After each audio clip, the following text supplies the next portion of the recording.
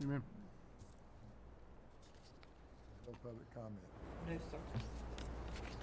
First item on for approval is the minutes for the August 14th, 2024 Facilities Committee meeting.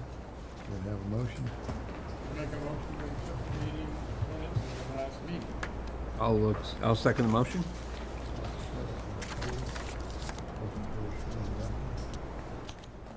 Next item is contract award fiscal year 2025 long-term water quality monitor. Mr. Burris. Yes, sir. This is a annual item that we do. The ISE, Integrated Science and Engineering, completes what is known as a watershed protection plan sampling program at all three of our wastewater treatment plants. The samples don't actually occur at the plants. They occur upstream and downstream in the water bodies around during wet and dry seasons. There's a required samples and the plans are approved by EPD. ISE has been doing these for several years. And we'd like to renew this contract with them for the amounts shown. Academy Creek is $37,550, Dunbar Creek $21,050, Southport $20,675 for a total value of $79,275. This is for the completion of the plans, all sampling and analysis required, and submission of the required samples to EPD. I'll move the Facilities Committee recommend the full commission approve a contract award to Integrated Science and Engineering for the fiscal year 2025 watershed protection plans in the amount of $79,275. I'll second it. Questions? Why do they have different rates for summer monitoring versus winter? Different, there's some biological samples that have to be done during the summer months that do not have to be done during the winter months.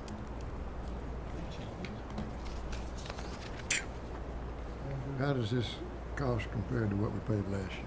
Last year was around 75, so it's went up a small amount, but not an excessive amount when I was reviewing it. So it was around 75 last year. Get the results, we have to submit a report to EPD. Every June, that's correct. Provide the facility committee meeting, overview of those, that report. I can send you copies and you can take a look at it. It's quite a lengthy report. I mean, just summarize. Sure, I can certainly do that. Just show us where they take the sample. Sure. Why they take it, so we have a better understanding of it. Yes, sir. And my understanding from the past is that we do sampling upstream and downstream, and as a general rule, our downstream are actually in better condition than the upstream. Is Yes, that sir.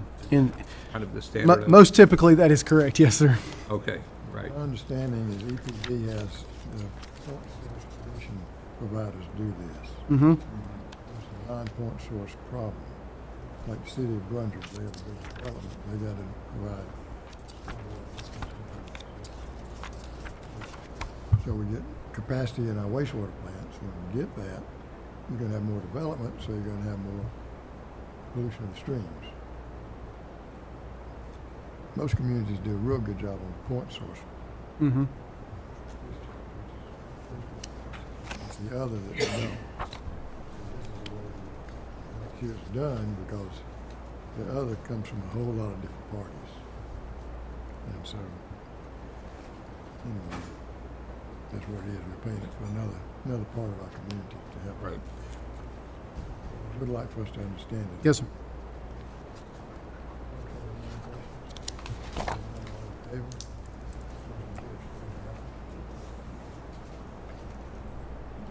Next item is capital equipment purchase, 2 truck cranes. Yes, sir. So as part of the listed items in the capital equipment budget for the fiscal year 25 budgeted items, these are 2 cranes which go on the back of trucks for lift stations to remove pumps from our submersible stations. Because the overwhelming majority of our stations are submersible stations, we do not have structures that have hoist or anything associated with pulling those pumps. So these cranes are used to do that.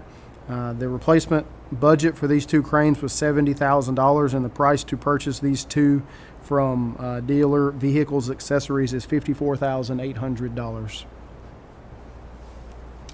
This is again budgeted item in the fiscal year 25 budget. I move that the Facilities Committee recommend the full commission approval of 2 electric service cranes in the amount of $54,800 from DVA Fleet Dealer Vehicle Accessories. I'll second the motion. Does this include installation? Do Yes, they- installation onto the back of the existing vehicles, yes, sir. And the other ones have to be removed? Yes. Okay, so that's all included. Now, are we getting multiple quotes for these types of things? Typically, we do get multiple quotes on these types of things. Obviously, with cranes, there's limited manufacturers of these type of equipment, but in general, we do get multiple quotes, yes, sir. Some of the more specialized equipment items we purchase, we will get either one or two quotes on. But vehicles themselves, we try to get as many quotes as we can. These are in stock and As far as I know, yes, sir. They had to be ordered, but it's not like it's a back order for it's not like a 6 monthly. Okay.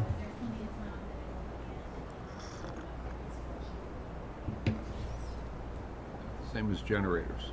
No, generator's much longer. Is this included in the budget? Yes. Now, it says here in your memo that you're getting 2, but in the email it says 3.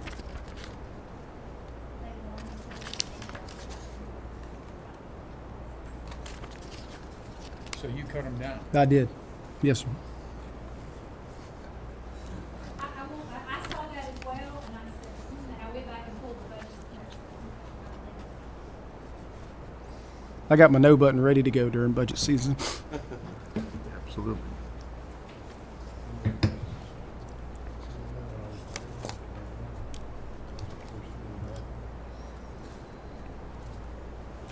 Next item is capital equipment purchase, valve exercising, Mr. Burris. Yes, sir. So I will say year to date, this is the first item on the capital equipment budget that did not come in under budget. So this is the first one that came in over our estimated budget for a capital equipment item. But I am confident in saying that the $6,000 overage on this capital equipment item is more than covered by the savings we had on the other budgeted items. We do valve exercising out in our distribution system to make sure valves are operational for in the need of shut-offs or anything like that.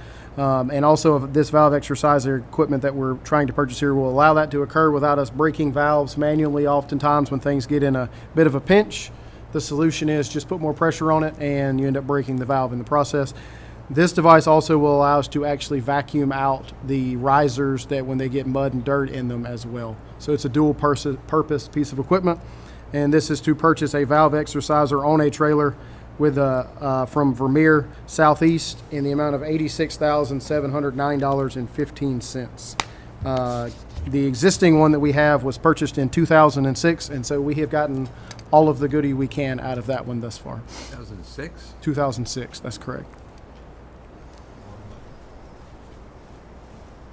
Motion? I move that the Facilities Committee recommend to the full commission the approval of the purchase of the valve exerciser in the amount of $86,709.15 from the Vermeer Southeast sales. We have to have 15 cents. 15 cents. I know that's my favorite. I'll second the motion also. Second. I have a question. Tell me how this thing works. It's hydraulic. Do you have a picture of it? There is a grainy picture attached on the back, but we can pull one up. Can you pull one up there, Todd?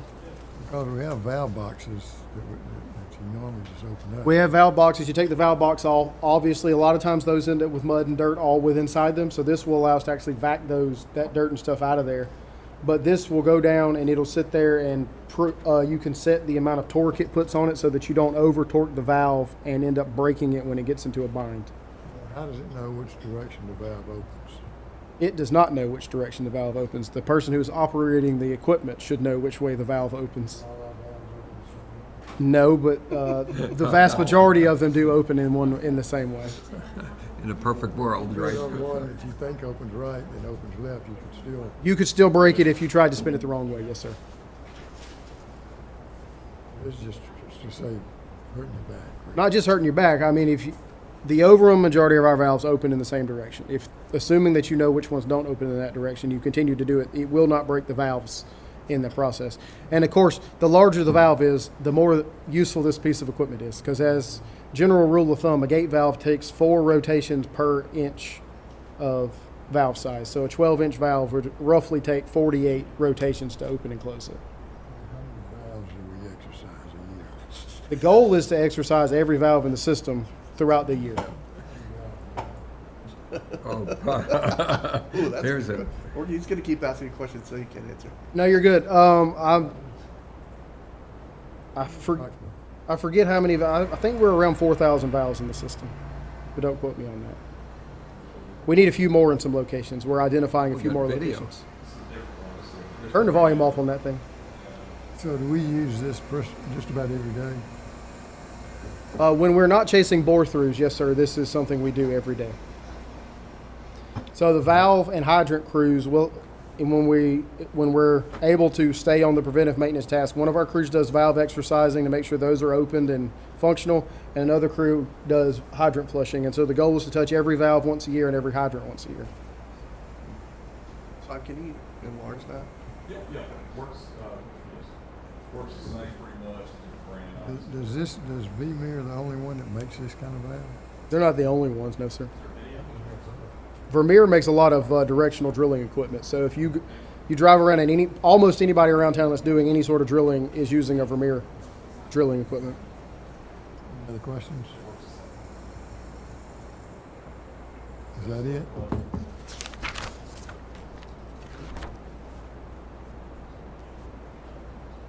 Yeah, the vacuum part of it's mostly pretty boring. It's a vacuum. There it is. It's like, yeah, Oh, interesting. really? Look at that. Huh. Opening the valve now? Or close it? That's closing it, assuming it's a right-hand valve, one of those American valves. Did we do that picture or is that? No, this is just a different manufacturer. different brand, but it's just the quickest one I can find to show you how the concept works. We have a number of staff that have training in this that know how to operate this. No, but they will be trained on it. Okay. We've had a lot of turnover in our distribution crews, and we have lost every member of the previous valve crew in the past 2 years, so they're going to have to be retrained on this piece of equipment once we get it. So you can actually set the pressure for Yes. this thing to stop Mhm. and say, look, there's a problem. There's a problem, so you don't end up, because what ends up happening, and let's be honest, what ends up happening is you get the new guy on the crew, and he's out there, and he's like, well, the guy, and they start giving him a hard time. Well, you can't open that valve. And so he finds exactly how strong he is, and he breaks the valve off. I mean, that is not an uncommon thing that happens at all. So you said exactly how much torque you want it to use as it's turning around so that it theoretically will not break valves because it won't over torque them. We'll use it just about all the time. This will be a heavily used piece of equipment, yes, sir. The one we have now does not have the vacuuming capabilities. The valve exerciser we have was bought in 2006. Can't get parts for it Oh, anymore. I'm sure not, yeah. Yeah. Sure the heck beats getting a 6-foot valve. Getting a valve, a big T handle and rotating.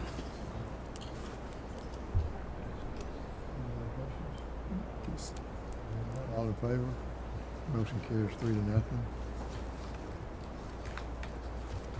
Next item is contract award, Academy Creek influent pump base replacements. Mr. Burris. Okay, so this one's got some history with it that we're going to go through. In September of last year, we ordered 2 new Flight influent pumps that were delivered in early May. They were originally scheduled for delivery in December. We requested an update in December, and we were told at that time that they were on a boat from Sweden because that is where Flight is manufactured at. Well, they didn't show up till early May, which means I'm highly doubtful they were on a boat in December when we were told that. We ordered these pumps because we were assured that the Flight pumps that we ordered would sit down on the existing Yeoman's model bases that we have, and they had done it before. The pumps got here in May. We installed one of them, and it will not sit on the base. They have tried multiple interim approaches to make it sit on the base. It is working mostly, but there is what is known as blow-by. As the pump doesn't seat correctly, water, instead of pumping into the pipe, sprays out around the bottom of the pump. So you're losing efficiency. And so Flight has agreed to provide us with the necessary bases and reducers to replace the bases since they cannot make the existing bases work. This contract is to allow BRW Construction to install the new bases, so we'll end up having to shut down one side of the wet well. There's a tie gate in between that's easy to shut. We'll shut that down, run the flow through one side of the influent well, replace the bases on that side, and then the new pumps. The 2 new pumps will sit on the new bases. The other 2 bases, we do need to replace the existing pumps. will we need to order new pumps, and we are getting updated quotes on ordering new pumps. Those do not have to be flight pumps. However, in all likelihood, just to maintain consistency, they will be flight pumps. And then we will get BRW to replace, as part of this quote, there will not be a new contract, the other two bases once the new pumps show up. But this is the quote to replace all 4 of those bases. And at the end of the day, this is the proper course of action, and Xylem agreeing to give us the bases and the reducers has certainly lessened my frustration through the whole process. And they have also agreed to no longer charge us for the bypass equipment that is sitting there at the station as a result of their inability to get these pumps to sit on the bases as required. So that is a $31,000 a month savings, not having to pay for those bypass pumps. Motion. I'll move the Facilities Committee recommend enter into a contract with BRW Construction Group LLC to perform the replacement of the influent pump bases and associated work at Academy Creek Water Pollution Control Facility in the amount of $55,465.00. Second, any questions? So there's 4 pumps in the basin. Yes, correct. We're replacing 2 of the pumps, but 4 of the bases. They're giving us all 4 of the bases right now. Actually, they were delivered this morning. Flight delivered the bases, and they have a reducer, technically an expander, but those don't exist. So it goes from a smaller pipe diameter to a larger pipe diameter. There's 16-inch discharge pipes, so there's a 12 by 16 reducer that we're being provided, and we're getting new bases. We will install the 2 new ones for the 2 new pumps that we have, set those new pumps down. Then we're getting updated quotes to buy 2 more as part of the approved capital budget items, 2 more to replace the existing pumps that have been running basically continuously for the past 5 to 10 years at Academy Creek. When we get those pumps here, because the existing pumps will not sit down on the new bases we're getting, we will at that point replace the other 2 bases. So if you don't get the same exact pump, how do you know whether the new bases will sit with the new pumps that you don't have yet? There are other manufacturers that will sit on flight bases, but as I mentioned earlier, in all likelihood, we will purchase 2 new flight pumps exactly like we just bought already, and they will be the exact same base. 4 new pumps. We'll have 4 new pumps pumps within a year, right? So the problem is that the other pumps were, how old were they? They were bought in, I believe, 2001. Yeah, so that's, in a perfect world, they would fit. Yeoman's is no longer in business, so they were bought by Grunfus, is that correct? I don't remember which one they ended up being consumed by. But the Yeoman's was a very good pump back at, when they were bought. There wasn't some knockoff brand. It's just that Yeoman's isn't in business anymore, and we can't get bases for those pumps. So when you go out for the next 2 new pumps, you're going to put a caveat. They have to They fit. have to fit Yes, the flight base. that's correct.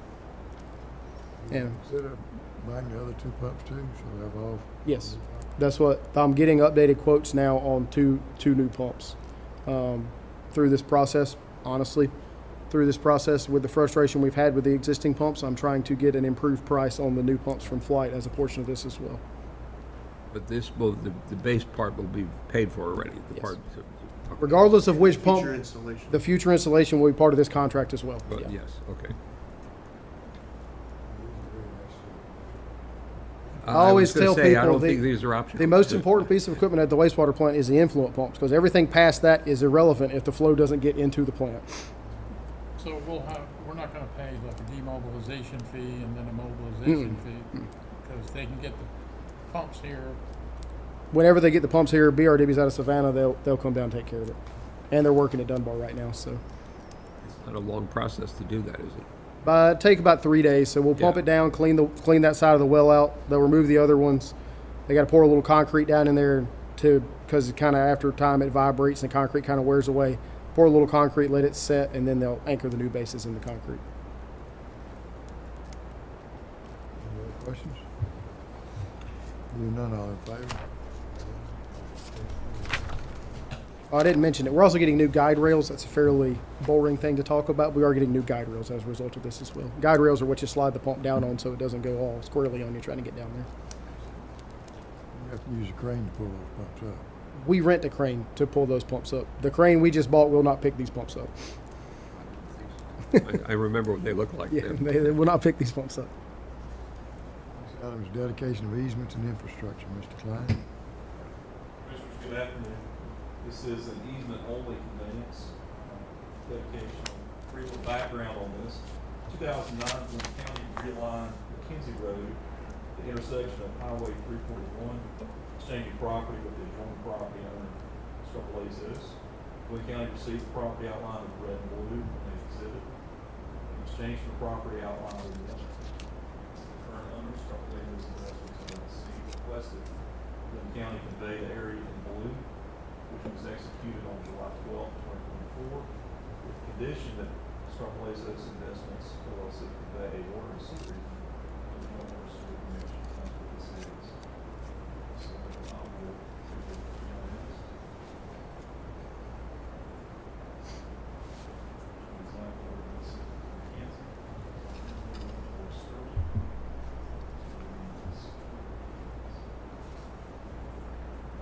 Very near the Satilla Grocery up there, if you're familiar with where that's at.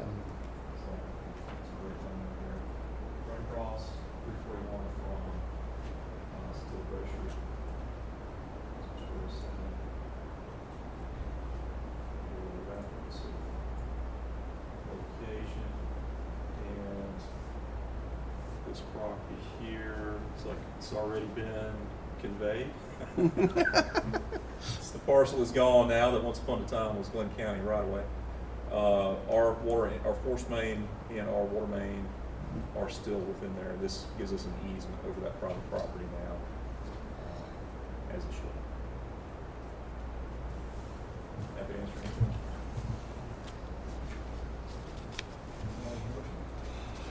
any questions. I'll move the Facilities Committee recommend the full commission approve and accept the Mackenzie Water and Sewer easement with associated documentation. Questions? Hearing none, all in favor? Motion carries 3-0. Go to the discussion section of the meeting. Production report, Mr. Burrows. Yes, sir. On the water production report, if you go to the next page first, just scrolling down. There you go. All right, so for the Brunswick district, you'll notice that the Howard Coffin well is not online. We talked about that well needing some rehab because of holes in the casing. We talked about whether we want to line that or slide a new casing inside and grout the annular space. We got quotes on that, for one quote on that, and it's approximately $200,000 to get that work done. So we have got to get additional quotes and get a bid package together just because of the value of that. So that well will not be running for quite a few months now once we go through that process. That quote was to slide a 16-inch casing down and grout the annular space. So what we're going to do is put out a small bid package to allow them to quote either lining it or doing the sliding the new casing inside, so we get hopefully prices on both for good comparison. The capacity will be the same because the well motor won't actually pump enough water for the 20-inch well that's in there now. So since the well motor is the limiting factor, yes, it will be the same. But with that being said, flow was picked up mostly by the Goodyear well, as to be expected. It's the closest well to Howard Coffin. That's not run. That is underway right now. So it's running a lot more. Brunswick Villa had some check valve issues as well during the last month, so it was down for a little bit. So that pushed additional flow requirements on Goodyear. But everything overall is doing pretty well. Obviously, with as wet as it was throughout the month of August, there was probably likely not a lot of outdoor water use. So we did not pump near as much water as we typically would have. Flowed down about 400,000 gallons a day from where we typically have been at those well sites. But all in all, we'll get the Howard Coffin well back online once we bring the contract in here to get that work done. But until that point, you will not see any usage through Howard Coffin. What about the Fletsy well that's like half of what it was? I think that has a lot to do with the rain and some of the outdoor water usage and some of the construction activities that are going on out there that probably did not make a lot of progress in the month of August. Right, I would imagine not. So. Well, that's the one that's being worked on right now, and got some good pictures of that work going on out there that we'll go through with the project report.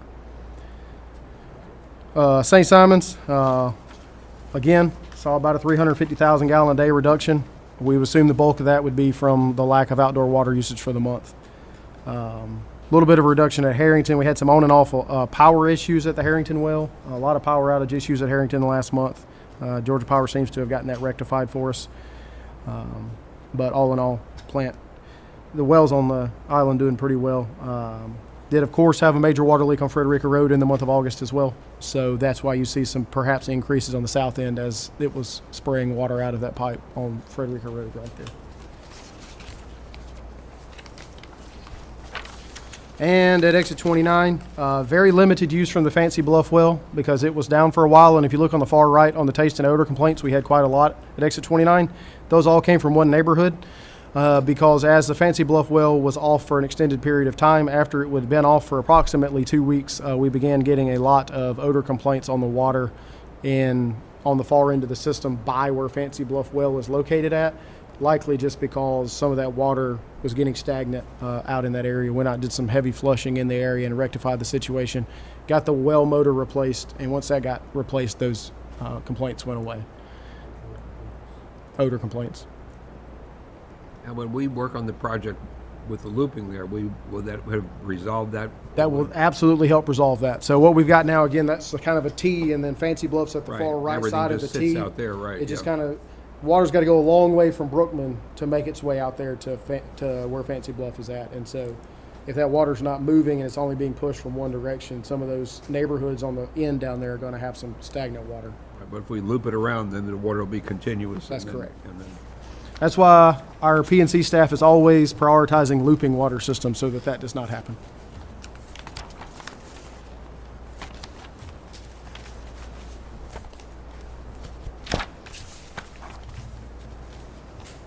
what about the accounted water? We didn't, Oh, I missed that one. Did I miss that sheet, or is that not in my packet? it's in the back. In the very back. Oh, Very back, yeah. yes. So 3.7%. unaccounted for water for the month, it was higher. The bulk of the reason it was higher than it typically has been is because the meter at Academy Creek, the head on it went out, and the largest water user in our system is the Academy Creek wastewater plant. So it did not have a reading for the month, and that is why we saw that jump up right there. So, but still 16% unaccounted for water, a little higher than we'd like to see it, but not outside the realm of possibility there, particularly with, again, Academy Creek not having a reading for the month.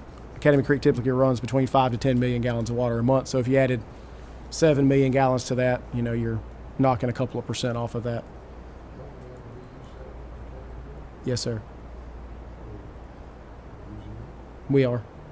We use a considerable amount of water for Academy Creek from the potable side for the dryer and the belt presses. They have found challenges attempting to use reuse water for that.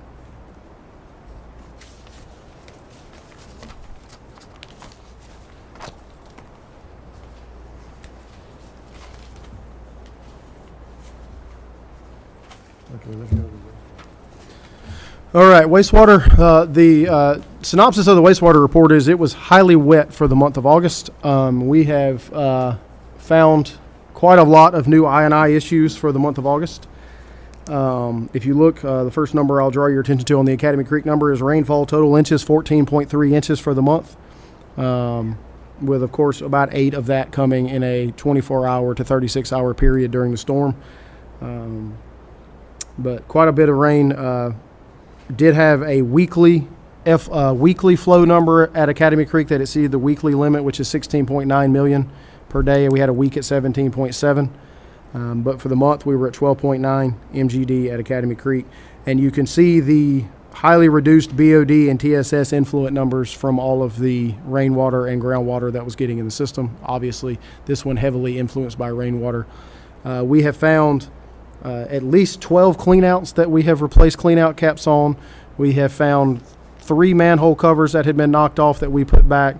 We found a bore through over past the hospital in that area over there between the hospital and 17 that apparently had been there for quite a while that we were unaware of, that was running a full 8-inch pipe into the system.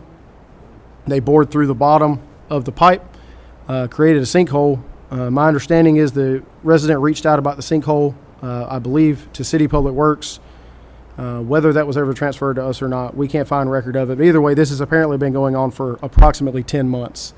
And we found out about it. We went to talk to the gentleman. He was having problems flushing, and he notified us that there used to be a barrel in the center of the road that no longer was there because the hole had swallowed the barrel.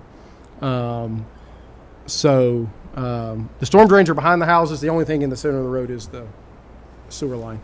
So that has been rectified, and 4017, the pump station on Parkwood by the hospital, is much happier all of a sudden, because an 8-inch pipe fully submerged is, what were you ballparking, 1,000 gallons a minute? 8-inch pipe running nonstop that is not having to deal with anymore.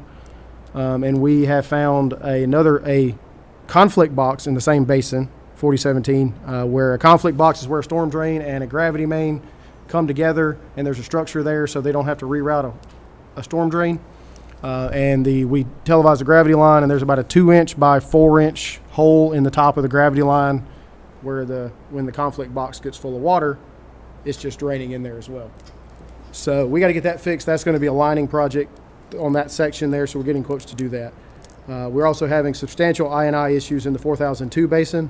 Bionomics is in town. They're right over here on G and MLK right now, working on pre-cleaning and inspecting the lines, the 5 miles of pipe that are going to be lined. But that will make a tremendous difference. And then we've got significant I&I problems in the 4001 basin in downtown.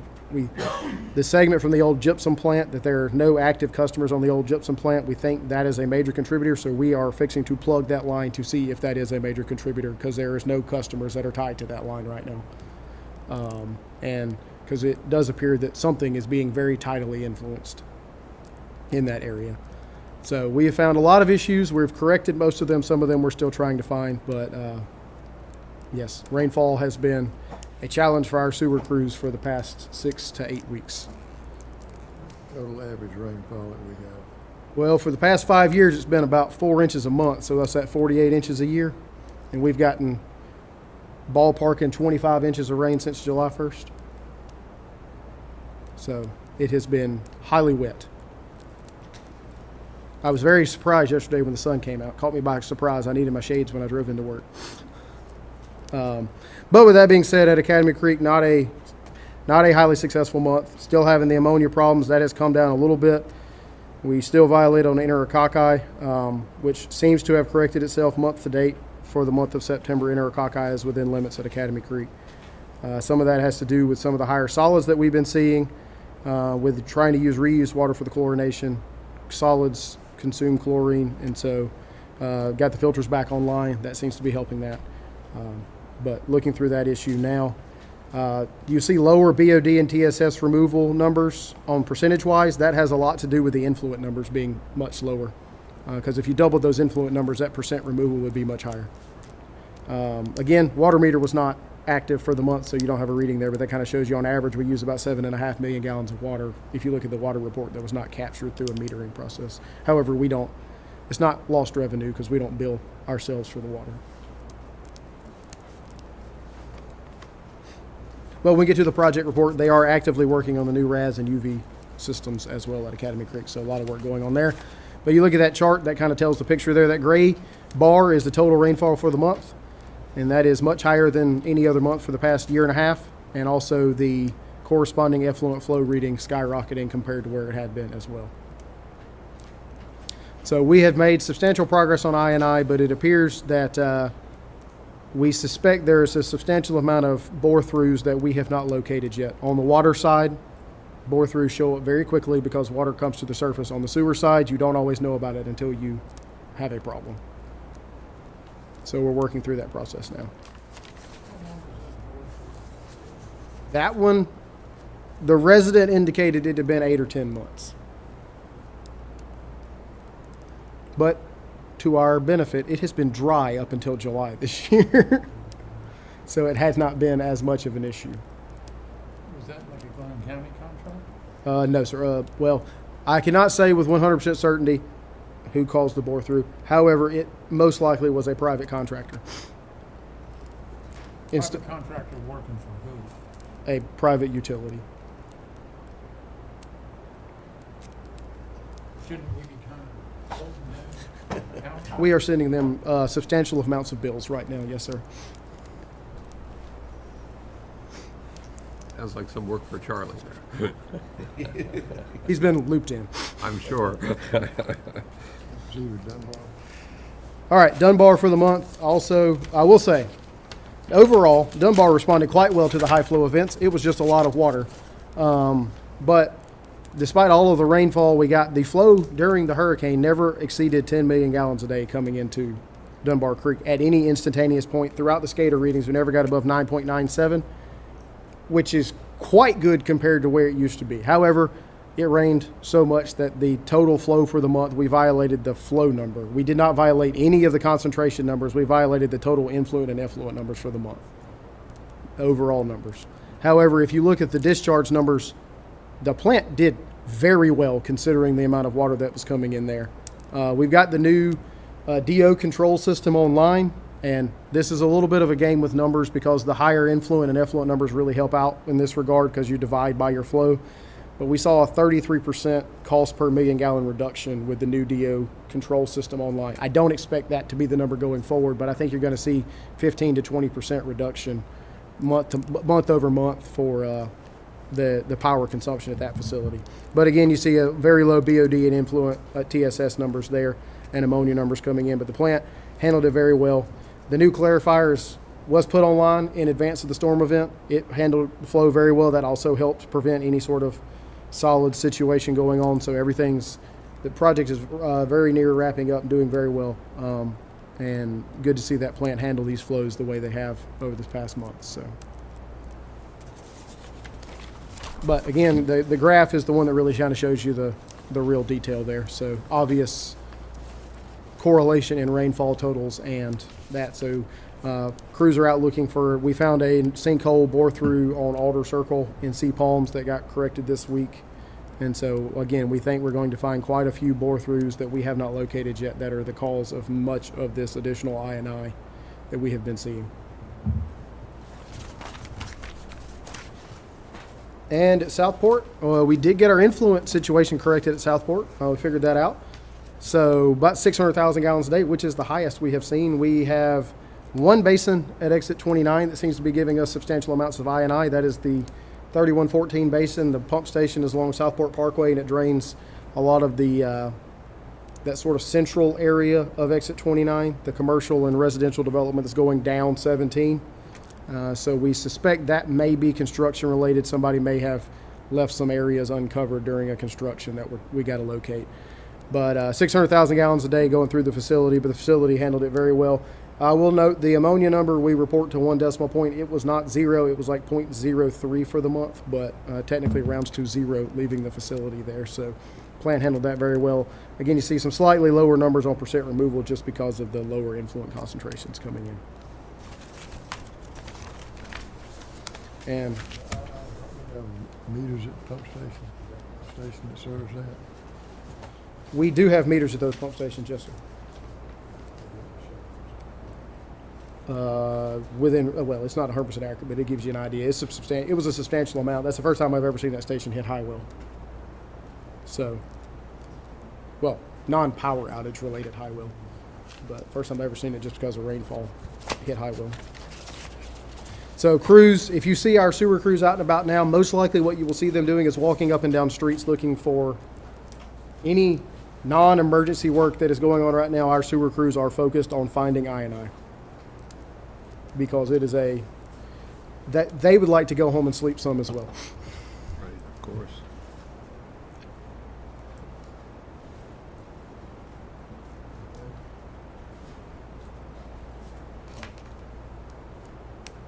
Go ahead, Tom. Once again, this is a project report with pictures. And these are the projects that are in motion out in the field. Certainly not a comprehensive review of all of our projects that is underway. First project here is the 4105-47 Basin Expansion Project. It's largely a new force main upgrade effort. New force main's going on the ground here. We had a long-site meeting out there yesterday. It's gone along very smoothly with our contractor, Team Landmark. And if you go down Perry Lane Road, past Dixie and towards Eagle Point Apartments and whatnot, towards Old Jessup Road. There's a lot of activity going on. There's a lot of pipes strung out along, ready to be pulled back. Black pipe you see there is steel casing. It's going to go to the railroad tracks. Yes, a view of exactly where it's talking about.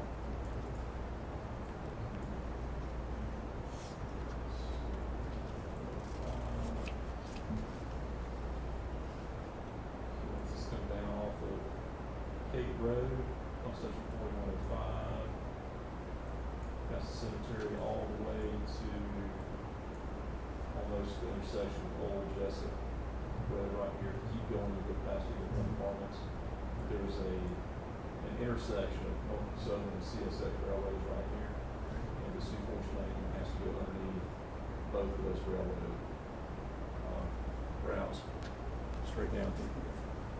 Okay. And then we're going to discharge into a manhole right here at the entrance to Eagles Point. It's 12 in. Receipt for 15. 15, excuse me, 15 years.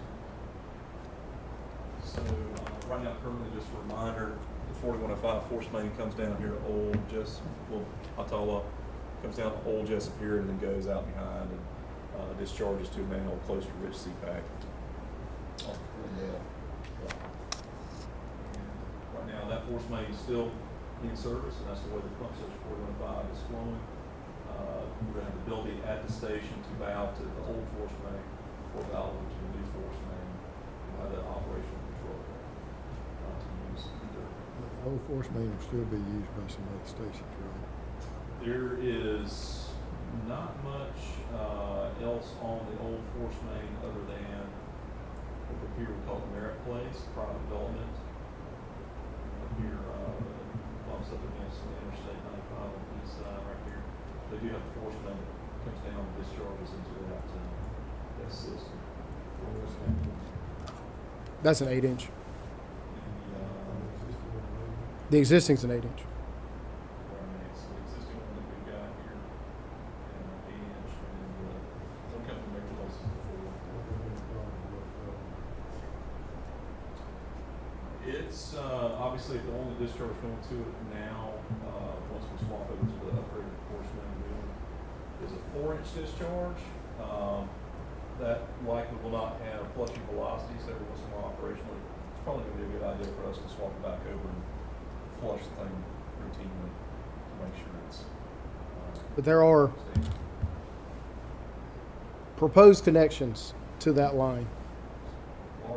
Large proposed connections to that line underway That make it happen. that would likely take advantage of the available space. You look just a little bit north of this area, there's a large undeveloped piece of property that likely we will utilize, possibly utilize that force main in the future. So we like to keep. We can direct it that way, can't we? We never like to decommission anything that still has useful life in it.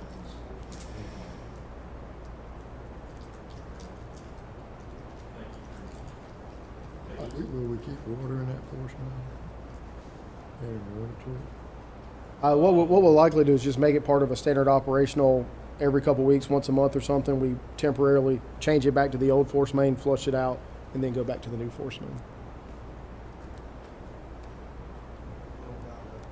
A little valve, well, yeah, use the valve exercise. That's right. Good thing about that is a plug valve, so they're just quarter turn. They're just quarter turn plugs. Those are nice. Not 4 turns an inch. Not the- yeah, a lot easier but pretty interesting. I just want to point out the effort that our contractor went to here. This is open cut, but they went to the effort of dewatering. That's quite the array of visible well points. Those are suction screens that are jetted down into the sand or the dirt soil, and that pulls the groundwater out and dries the hole as they install the new force main down through here. So that's over and above keep their trench dry, and they felt the need to do that due to the close proximity to the roadway. So we appreciate that effort on that. Sir, Depth of the pipe is 4 feet. 36 inches of How does they do? Just throw a trash pump in there and rock. Since it ain't got to be laid on grade because it's a force main. This gravity, you got to be okay. You can see right here, if you wonder what in the world that Yeah. big pipe sticking out there is. Yeah. That's where it's capped off, and that's, you see this thing here, it's just another little pipe here to bleed off, and they fill this thing completely with water, and they test it, this pressure test, the force main. Must all pass pressure testing. And the reason why you fill it with water is you want to get all the air out that you can, because you don't want to compress air, because bad things happen if something cuts loose with a lot of compressed air. But if you got practically all water in there with just a tiny little bit of air, just something will cut loose. But otherwise, you can launch that pipe out of the ground.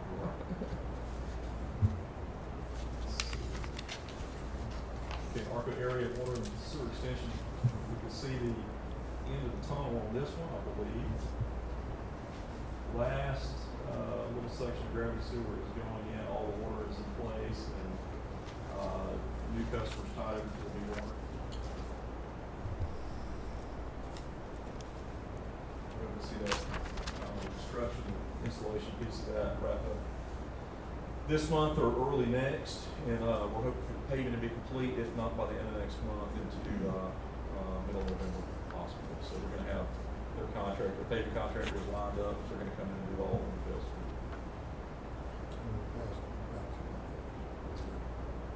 Compaction testing has been done along the way, yes, sir, and they're likely, once they clip and cut, get the road base ready for paving, we're likely going to do a few extra tests just to make sure.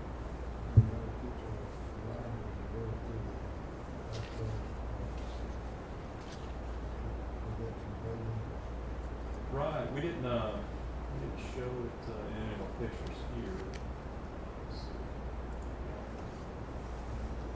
Another question, seeing the residents there, have we had many, Still waiting on the final signatures from EPA. The state has done all they need to do, or waiting on have we EPA. had many complaints from the residents during this project? I really got to hand it to the residents that have been very patient with us on this project. And We've had a handful, but considering how long this has been going on, the ones we've gotten have been certainly understandable.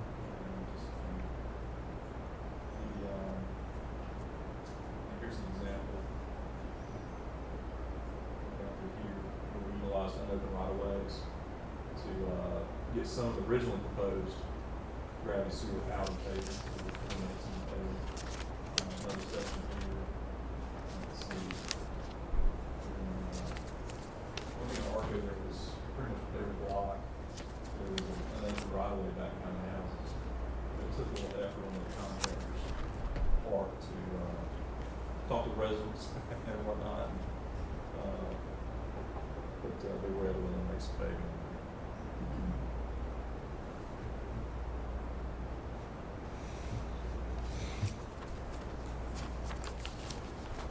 Okay, talking about galvanized projects, ongoing projects.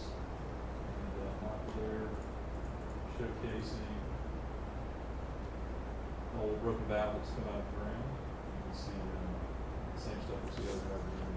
Galvanized pipe, but at the end of its useful life.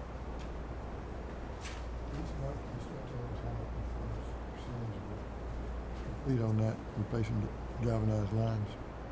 I will say within the last month or last 2 to 3 months, we have done very limited on galvanized replacements. They have not been able to focus on it because of continual leaks that they're having to chase.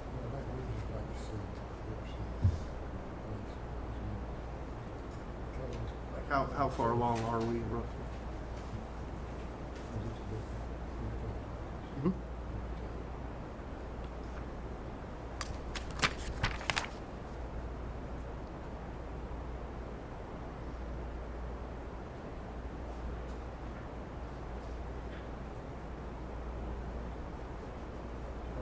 As mentioned before, meeting earlier, reservoir collection facility, right there at the intersection here, Gregor's, Lincoln Parkway. You get out on the road, see from there.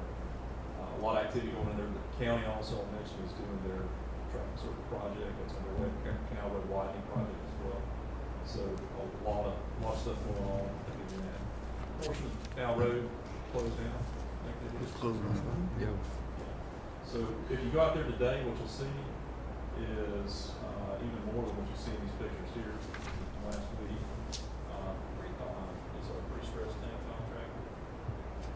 site. They're actually forming up with the reinforcing for our ground storage tanks going up. So you can see what it's gonna look like. Skeleton of it at least right now. So all the underground piping's in place now from under the tank and then out to the well site in the water production facility. It's gonna pull water from the tank. And it's a lot of activity going on out there. There's two companies pretty much that build these tanks, Precon and Crom is the other company. So, and I think it was last month, we'll give the commissioners a heads up when they start doing the pre-stress and when they start stretching out the around. That's the one that makes it pre-stressed.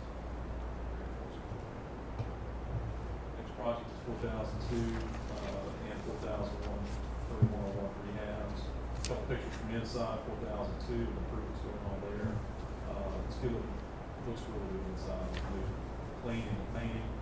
This is actually something we want to show you here. That's ventilation from down below the dry pit area. Where we routinely have staff going down there to check on pumps and whatnot. Before it was just simply a pipe that came up and actually discharged into the ceiling of the roof. Now it's configured correctly. You actually have an inline fan in there. It's the turbo. Now it pulls fresh air, so it pulls the circulates the fresh air down to it. Actually discharges outside of pop coat. You can see here, it discharges outside. The electrical panels, which we've been waiting on for several months, have been, well, at least believed to be delivered. We got a confirmed delivery of all the components that's necessary. But electrical components delivery occurred yesterday, I believe. Pallets arrived and they're in inventory yesterday. And all that's been staged safely in undisclosed owners.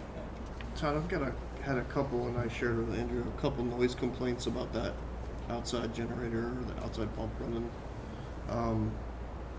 Is there something I can?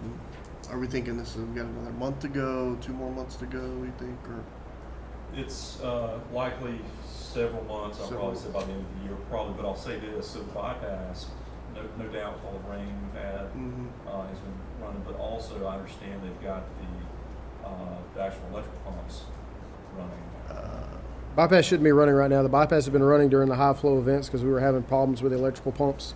Those are back functioning now. So the station has not actually been bypassed yet, but it's been running because of the high flows going through that. So unless something unexpected is going on down there, that pump should not have been running for the past week or so. That's what you see right here. Gotcha. That's the bypass. Looks like a big, big trailer of sorts out here, big box. Awesome. Yeah, those high flows it kicks on, and there were some issues, operations worked through on the installed pumps. That's temporary being there, right? No, the bypass pump is there permanently. That's a permanent bypass pump there. It'll be exercised once a week, no matter what. Is that? Usually it turns on either Monday or Tuesday morning and runs for like 30 minutes or something just as an exercise. We do it with all our generators, bypass pumps, everything that's permanent is auto start on them.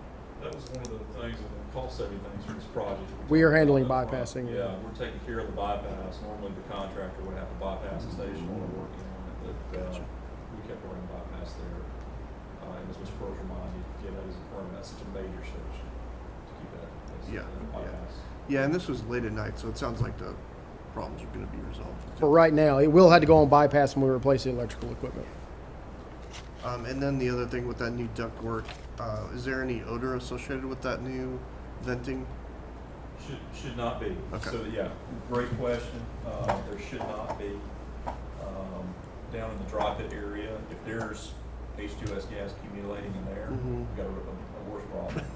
So there's literally a concrete wall that separates the good stuff, the wastewater from the working area. That's pulling air out of it. So should not be any odor potential.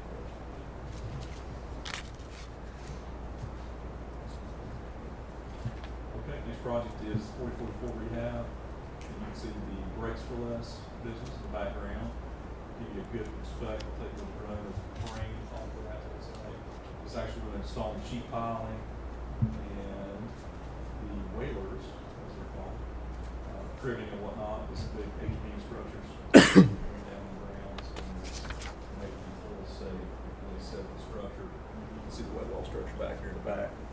That's the base section right here. It's a big one. So the picture down here is on-site meeting from a contractor, engineer, and operations staff. Kurt.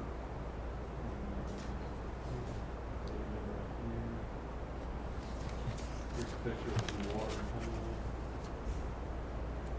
Sheet piles driven in place. Doing a fine job. That was actually an engineer design.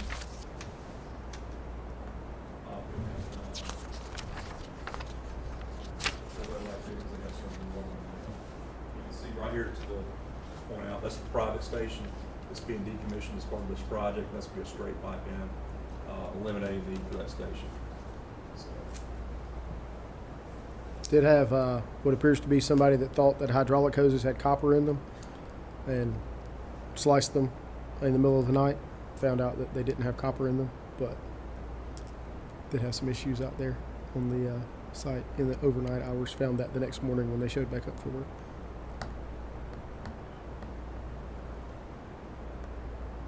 okay, next item to speak of here is Dunbar Creek.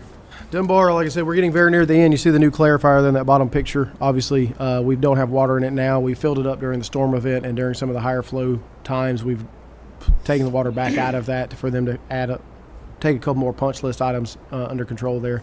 But that is operating very effectively. And then keep scrolling down, Todd. Next picture there is your new splitter box to feed the new clarifier. That's the pipe that goes out of the bottom of that splitter box and goes to the new clarifier. And at the bottom, if you recall, at the last meeting, we did a change order to recoat that wet well on the effluent side where those seams were weeping. That has been completed. We've also removed the valve section that we were going to do. So the remaining items on the change orders that we still have to do are the roof on the belt press building and the airline fix. They're rescheduling to get the line stop guy in here to do the airline fix. And then other than that, there's some roadway improvements which are proving challenging, and we got to do some final paving. So we're looking at some opportunities to potentially de-scope some of the roadway improvements due to challenges with permitting and property acquisition to do that.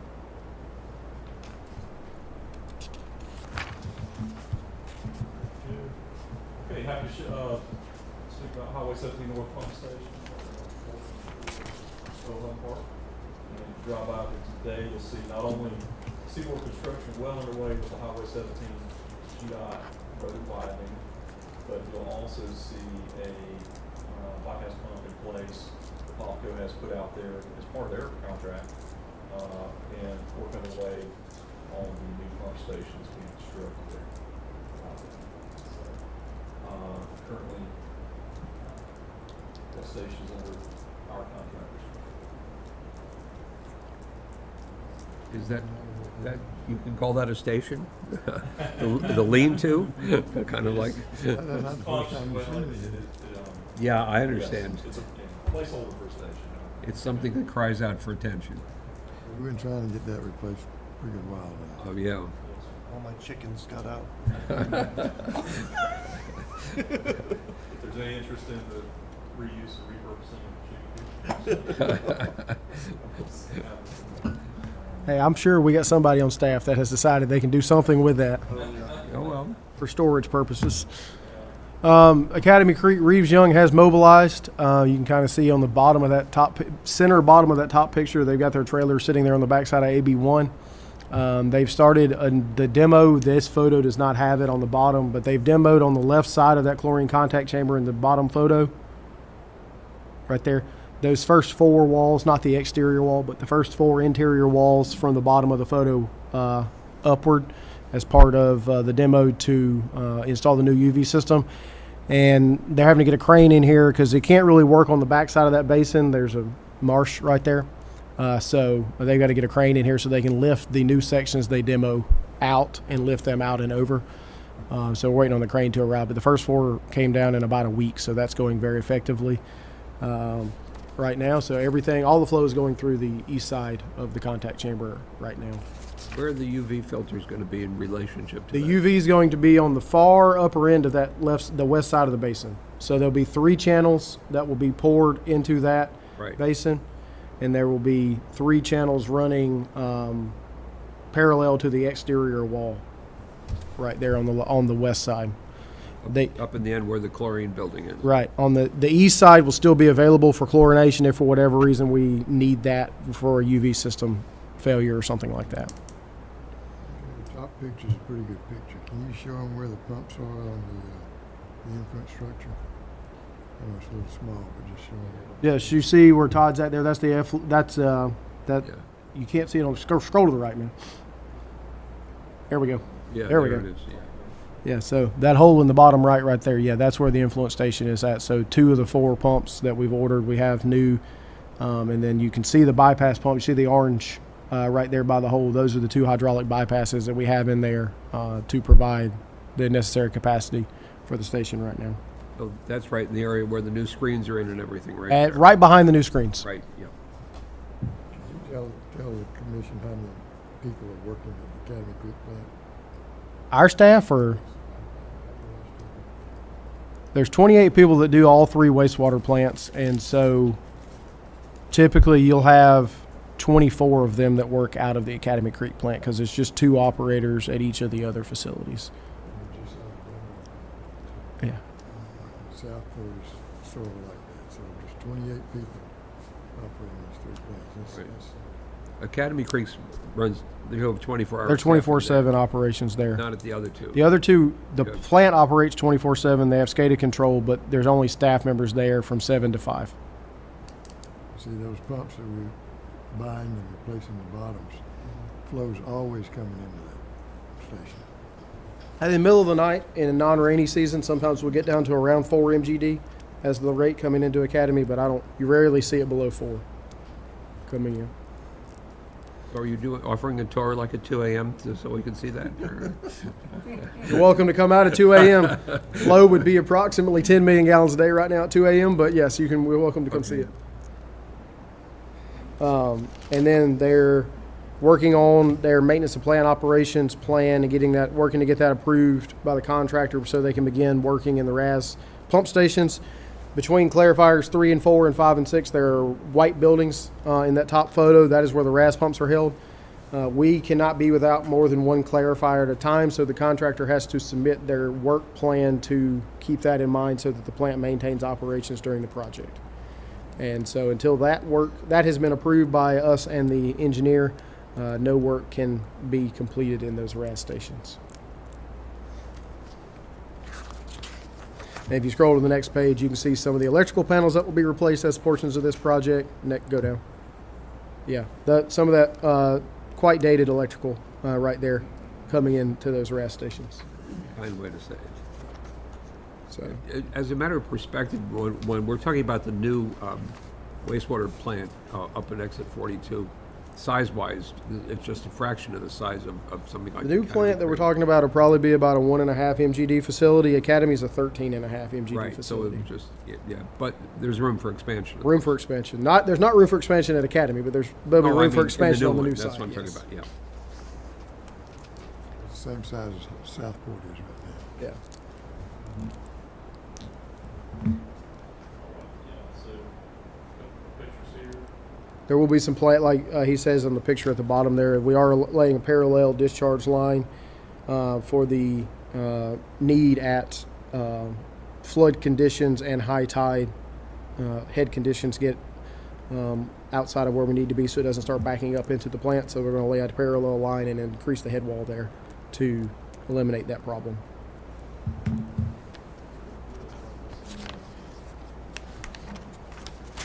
I haven't seen him there in a while, but the gator likes to hang out back there, and it seems he really likes to be there around low tide. Makes the hunting easier, I suppose. All right, moving along is also mission 4002 base, the CIP peaker replace pipe and wire. It is preliminary work is ongoing, finalized contractors on site. Doing a lot of line cleaning and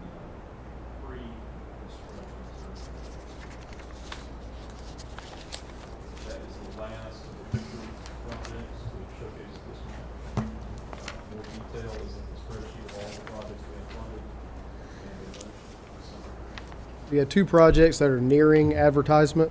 That would be the Splost Exit 29 water production facility and elevated storage tank, and the just drew a blank. Was Community Road sewer extension projects. So those are nearing completion. We've got what should be the final set of plans for us to review before we put those out. And then we're also getting very near putting out the installation of the 8 permanent generators, the FEMA-funded project there. And then we don't have any photos, but the Brunswick Villa project has officially kicked off. So they have mobilized on site in Brunswick Villa. And they have not mobilized yet, but we've begun submittal review on the Exit 42 elevated storage tank project. If they were finished, they would be off, sir. Yes, sir. Have a different color to show the status of We can come up with a color coding for you, yes, sir. it. Should be getting close on some of them. Some of them are very close, yes, sir. Yes, sir.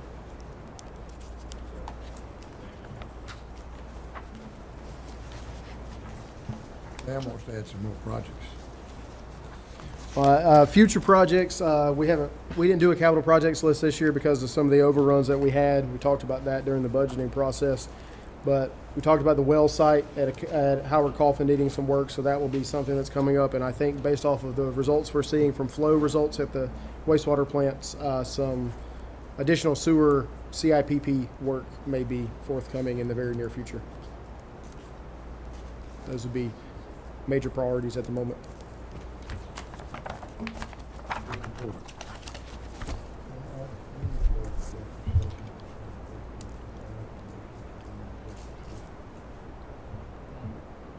make a motion to go into executive session. I'll second the motion. Did we surprise you? Okay.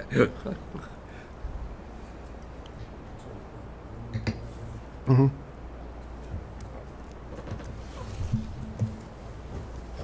Did we actually vote? Did we? Yes, we did. They actually voted. I knew there was motions. Oh, yeah, no, we actually did. voted. It's done. Yeah, it's official.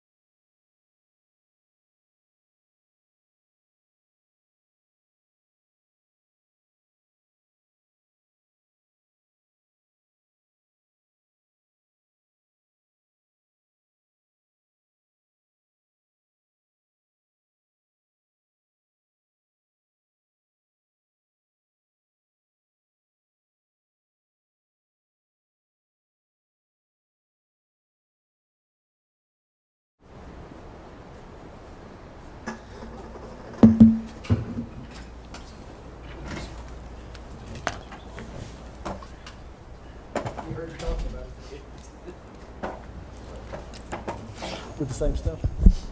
Can I have a motion to come out of executive I'll session? make a motion, we come out of executive session. All in favor? Can I have a motion to adjourn? Make a motion, we adjourn. Meeting's adjourned.